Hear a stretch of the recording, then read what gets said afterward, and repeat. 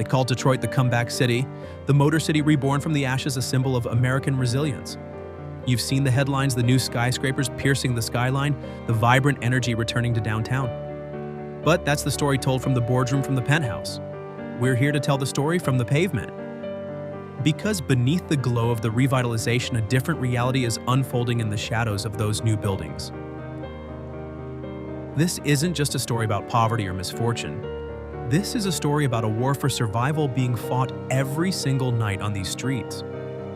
A war where thousands of people don't just face the bitter cold of a Michigan winter, but also a chemical ghost that's haunting every alley and encampment. A substance so potent a dose the size of a few grains of table salt can be the difference between breathing and not.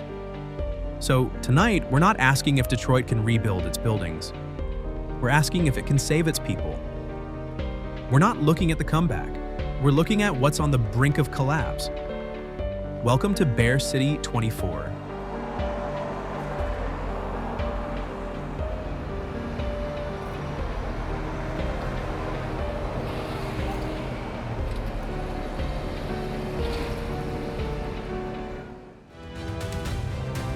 The big picture, the cracks in the Renaissance. To understand what's happening in Detroit, you have to look past the polished narrative and look at the raw numbers. Because here, the numbers don't just tell a story, they scream a warning. According to the official point-in-time survey on a single night in January of 2024, 1,725 individuals were counted without a safe place to call home. Let that number sink in. That's not a statistic. That's a roster of lives hanging in the balance. 1,420 of them found a temporary bed in an emergency shelter or a transitional program. But that leaves 305 souls out in the open. 305 people trying to find warmth in tents on park benches or inside the hollowed-out shells of abandoned buildings. Now, you might think that in a city on the rise, this number would be shrinking. But it's not. It's growing. This figure is a significant jump from the roughly 1,482 people counted the year before. Despite all the investment, all the promises, the problem is getting worse. And here's where it becomes a generational tragedy. Within that count were 455 children. 455 kids who spent a night without the security of a home, a shocking increase from 312 from the prior year. Think about that for a moment. What happens to the dreams of a child who doesn't know where they'll sleep tonight? What memories are they forming in the shadows of this comeback city? We'd love to hear your thoughts in the comments below. What do you believe is our single greatest responsibility to the children in our communities? But the crisis doesn't end when someone gets a key to a room. The system itself seems designed for failure. The data reveals a brutal revolving door. For every 5 families that manage to secure long-term housing, more than one of them, a staggering 21%, finds themselves back on the streets within just 2 years. It's a cycle of hope and heartbreak. A brief moment of stability erased. This isn't a pathway out. For many, it's just a temporary pause in a life of uncertainty. And it's not for a lack of money, at least not on paper. The resources are there. Detroit has received $40 million from the Department of Housing and Urban Development, another $5 million from the ARPA Relief Fund, $2.4 million from the local budget is specifically for outreach. The funds exist. So why is the problem getting worse? It's like pouring water into a bucket riddled with holes. The money dissipates into a fractured, overwhelmed system, never quite reaching the root of the problem. The average stay in a shelter is about 4 months, but 4 months isn't enough time to rebuild a life that took years to fall apart. Without a steady job, without truly affordable housing, without consistent access to mental and physical health care, that 4-month respite ends. And the streets are always waiting, ready to reclaim those who were almost free, pulling them back into a world of financial hardship compounded by a new and terrifying threat that is accelerating this collapse. The silent catalyst, the fentanyl invasion. The daily struggle for survival on the streets of Detroit is a familiar one, a battle against hunger, the elements, and despair. But a new enemy has entered the fight. It doesn't make a sound, it's often invisible, and it's turning an already desperate situation into a lethal one. This silent catalyst is fentanyl. For anyone who may not know, Fentanyl is a synthetic opioid. According to the Drug Enforcement Administration, it is up to 50 times stronger than heroin and 100 times stronger than morphine. It was developed for pain management in cancer patients, but it has now flooded the illegal drug market, and it's doing so with devastating consequences. Here in Michigan, state health data from 2023 paints a terrifying picture. The majority of fatal overdose emergencies were linked to this single substance. What makes it so uniquely dangerous on the streets is its deception. People often have no idea they are taking it. It's cheaply produced and frequently mixed into other drugs like heroin, cocaine, or counterfeit pills to increase potency and profits. A routine act of self-medication or addiction can become an instant death sentence. This isn't just a public health statistic, it's a daily game of Russian roulette being played in the city's most vulnerable spaces. The impact isn't just measured in the morgue, it's measured in the constant scream of sirens. Outreach teams like the heroes from Mariners Inn are on the front lines. They are no longer just social workers, they are first responders. But they report that the sheer volume of these crises is pushing their resources and their own mental and physical reserves to the breaking point. For someone already fighting off frostbite and malnutrition, this invisible poison drains whatever strength they have left, making the long road back to a stable life seem more like an impossible dream. What do you think is the biggest misconception society has about the connection between homelessness and substance use? Let us know your perspective. This catalyst doesn't act alone. It triggers a domino effect that ripples through the entire community. Fentanyl-related health problems make it impossible to hold down a job. The loss of that small income means the loss of any hope for housing. The constant stress and sickness within shelters or encampments lead to conflict and violence. It's a perfect storm, and it's overwhelming the city.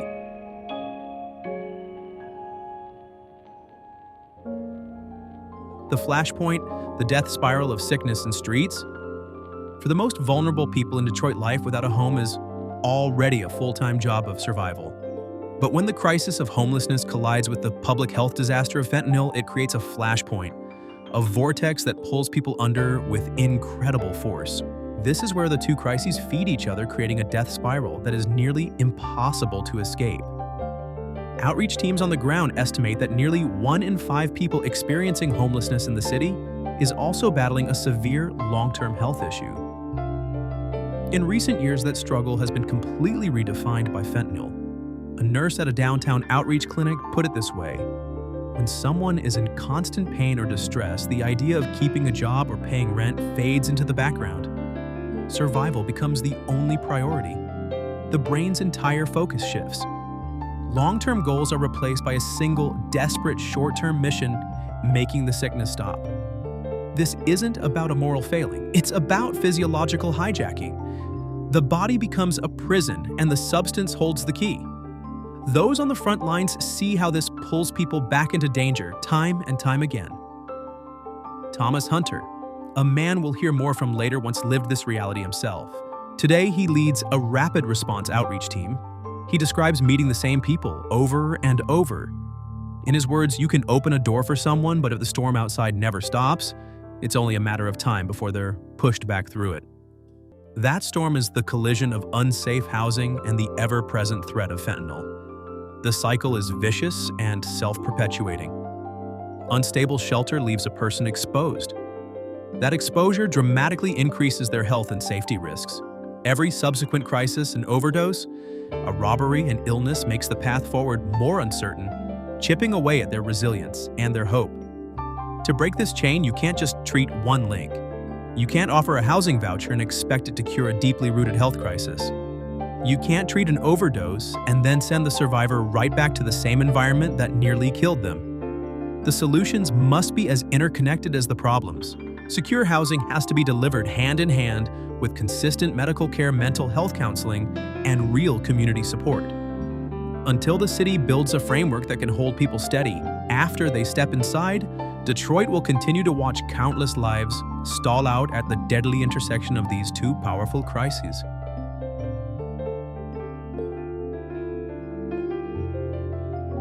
System failure, the price of neglect. So we have a growing crisis and a perfect storm of homelessness and addiction. But what happens when the very systems designed to be a safety net begin to tear under the pressure? You get what's happening in Detroit right now, a catastrophic system failure where the cost of inaction is paid for by the city's most vulnerable citizens. Let's follow the money because it tells a damning story. Last year alone, Detroit's hospitals recorded nearly 14,000 emergency room visits from people experiencing homelessness. The price tag for that care was approximately $17 million. Most of that cost was uncompensated, meaning the public system had to absorb it.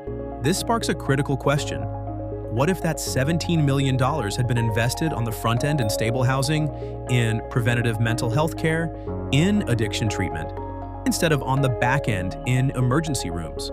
How many of these crises could have been avoided altogether? The city's law enforcement budget tells a similar troubling tale. In that same year, there were over 5,000 arrests for minor infractions, things like loitering, trespassing, or panhandling. These are not crimes of malice. They are crimes of survival. Each of these arrests carries a significant cost for processing, for transport, for jail time. Often the cost to arrest and jail someone for a few days far exceeds what it would take to place them in supportive housing for a month. Instead of offering a ladder out of the pit, these encounters often just dig the pit deeper, adding a criminal record to an already crushing list of barriers. And even when someone is ready to accept help, the human infrastructure to guide them is buckling. Right now in Detroit, just 60 full-time case managers are tasked with the monumental job of supporting over 1,700 clients on any given night. That is a caseload nearly triple what best practice standards recommend. It forces a system of triage where only the most extreme emergencies get attention, leaving countless others to fall through the ever-widening cracks. These caseworkers are heroes, but they are being asked to fight a raging fire with a garden hose. The housing shortage itself just pours salt on the wound. The city needs at least 5,000 additional affordable housing units to make a real dent in this crisis. But even for the lucky few who get a spot, the bureaucracy is a nightmare. It can take up to 15 separate forms, 5 different forms of ID, and visits to multiple agencies just to secure a key. Each delay, each piece of lost paperwork is a risk of losing someone back to the chaos they are so desperately trying to escape. As one veteran outreach worker told us, "We know how to solve parts of the problem, but the system is built for emergencies, not for prevention." And until the city shifts its focus from expensive reactive crisis management to sustained, compassionate investment in people, these numbers will remain stubbornly high, and the safety net will keep on tearing. In your opinion, where should city funds be prioritized? Emergency response like policing and ER visits, or preventative measures like housing and mental health care? Let us know in the comments. Response and rescue initiatives. In a city where the challenges can feel completely overwhelming, there are beacons of hope. There are people and places proving that change isn't just possible. It's happening right now, one life at a time. This is the story of that resilience. On Cass Avenue, an organization called Mariners Inn is redefining what street-level outreach looks like. Their mobile units aren't just vans, they are lifelines on wheels. They travel directly into the heart of the crisis, stocked with life-saving naloxone harm reduction supplies and a direct bridge to medication-assisted treatment. They meet people on their own turf, on sidewalks and encampments, not just to hand out supplies, but to build trust, something that only comes from showing up day after day. Their persistence is yielding incredible results, a 14% reduction in overdose-related deaths in their service area over the past year. That's not a statistic. That's a room full of people who are alive today because someone refused to give up on them. Then there's the Opioid Quick Response Team, led by Thomas Hunter. We've mentioned him before, but his work deserves a closer look. Because his personal story fuels his mission, he understands that in this fight, time is the most valuable currency. Within hours of an incident, his team is there, meeting with survivors. Hunter says it best. The goal is not just to save a life, but to give that life a sense of hope and a reason to live. These vital efforts are now being bolstered by new funding. Between 2025 and 2027, Detroit is set to receive $40 million from the Department of Housing and Urban Development, along with $2.4 million dedicated specifically to outreach. These funds offer a real pathway to scale up what's already working to expand the mobile units, to increase the number of rapid response teams, and to finally bridge the gap between a life saved and a life rebuilt. What these initiatives all share is a profound understanding that every single hour after a crisis is a window of opportunity. It's a window that can either slam shut, sending someone back into the cycle, or it can open up to a future of recovery and security.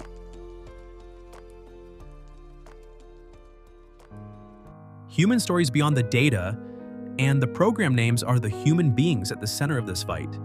Their journeys are the most powerful proof we have that compassionate, rapid intervention works. Let's go back to Thomas Hunter. Years ago, he was the one who needed saving. He was trapped in the same cycle of addiction and homelessness that he now helps others escape. His turning point came when a single outreach worker refused to see him as a lost cause. Today, the man who was once saved is now a savior to others. His words carry the immense weight of experience. I know the pain and despair. And I also know, with the right people in your corner, how it can help somebody transform their lives and find hope. Under his leadership, his team has made contact with over 800 people, with dozens now on stable pathways to recovery. And then there is Robert, a man who nearly became another number. On a freezing winter night, he collapsed. The Mariners Inn mobile team found him just in time, reviving him with naloxone. That night could have been my last, Robert recalls. Instead, it became the first night of the rest of my life. Today, he is not only clean, but is thriving. He's enrolled in Mariners Inn's recovery program and speaks at community events, sharing his own story to inspire hope. Every milestone, a month of sobriety, a counseling session, rebuilding his connection with his family, is a victory he never thought possible. What happened to Thomas and Robert wasn't a stroke of luck. It was the result of a system, however small, working exactly as it should. It was the result of someone showing up at the perfect moment, with the right tools, and with the fundamental belief that every single life is worth saving. Do you believe everyone deserves a second chance no matter their past? What does a true second chance look like to you? Share your thoughts below.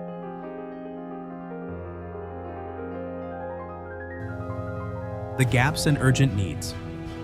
The stories of Thomas and Robert prove that stability and recovery are possible, but they also shine a harsh light on the vast distance that still separates individual success stories from lasting citywide change. Detroit's current approach, while life-saving in moments, has yet to stop far too many people from slipping back through the cracks. A major gap, perhaps the most critical one, is the way housing and healthcare are treated as separate issues. Without weaving long-term addiction treatment and mental health services directly into the fabric of the housing-first model, a roof over someone's head serves only as a brief pause, not a foundation for rebuilding. Safe shelter must be paired with the tools to heal, or the cycle of obstacles will inevitably begin again. Another pressing need is the human infrastructure. Social workers and case managers are the essential bridge between immediate relief and long-term stability. Yet their numbers remain dangerously low for the sheer scale of the demand. Strengthening this workforce is just as vital as constructing new apartments. To maximize their impact, Detroit needs a unified system, one where healthcare providers, housing agencies, and community organizations can share data in real time. This would create clear pathways forward and allow them to identify needs before they escalate into full-blown crises. Partnership is also essential. The city government can shape policy and provide funding. Businesses can contribute resources and open up crucial employment pathways. And community groups bring the on-the-ground knowledge and trust that large impersonal systems often lack. When these forces move in the same direction, they build more than just a list of services. They build a safety net that is actually capable of holding people steady during their recovery. The work ahead demands the same urgency that is shown during an overdose call.